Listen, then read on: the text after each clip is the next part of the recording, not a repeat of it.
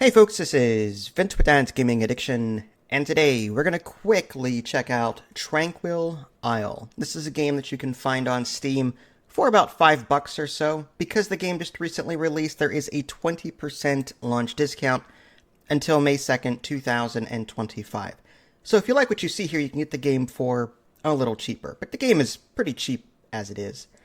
So this is one of those casual, light games similar to Summer House in that it's more about the aesthetics, but there is some meat to this. There's classic mode, sandbox mode, and a classic mode daily challenge that you can do. And to quickly sum up the entire process, you're going to choose a map type. There's like grasslands, Wayo, alpine, and desert. You're going to choose one of those themes, and then you're going to choose the size of the map. So there's small, medium, and large. So if you want a quick experience, you can do the small map and so on. In classic mode, the whole idea is to earn points in order to unlock more buildings that you can construct.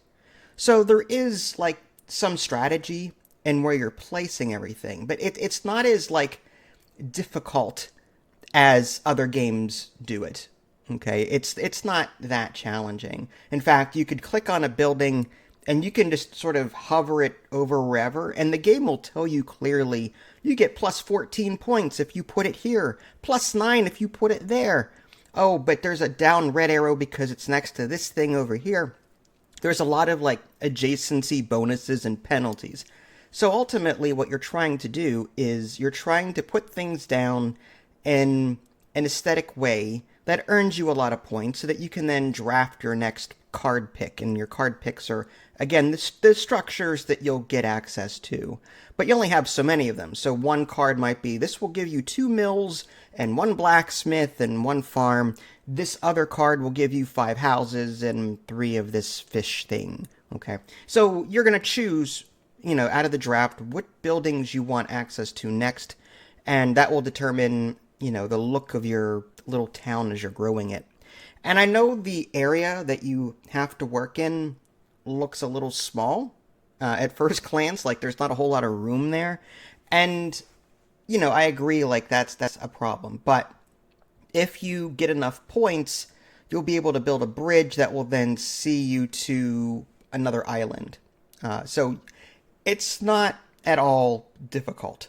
This is I would classify this game as a coffee break game. This is a game that you can kind of play in like 5-10 minutes, have a good time with it, and just turn it off when you're done. Ideally though, it's going to be better suited for those that like the decorating aspect of like town builder games as opposed to like the strategy element, because like in other city builders, where you put your fire station matters, where you put your police station matters, where you put your stadium, and, like City Skylines, SimCity, like there's a bit more strategic oomph to that. This is going to cater more toward the aesthetics. And I will say, like, it's nice to look at it. The camera's smooth to pan. I like the day and night cycles that, alternate. I like the different themes. So, yeah, I do recommend this title, but I don't recommend it to people that are looking for like a hardcore city building experience. You're not going to find that here. This audience is catered more toward like Summer House. If you've played Summer House, that's a game where you're kind of constructing a little house and adding things to it for decorative purposes, but this game actually has more strategic value than Summer House, so that's a thing. So yeah, I do recommend this title, absolutely. It's a good game for $4. It's not something I would come back to regularly, but like I said, it's a good coffee break game, and I would still recommend it for that. This is Vince, thanks for watching. I'll catch y'all next time. Take care.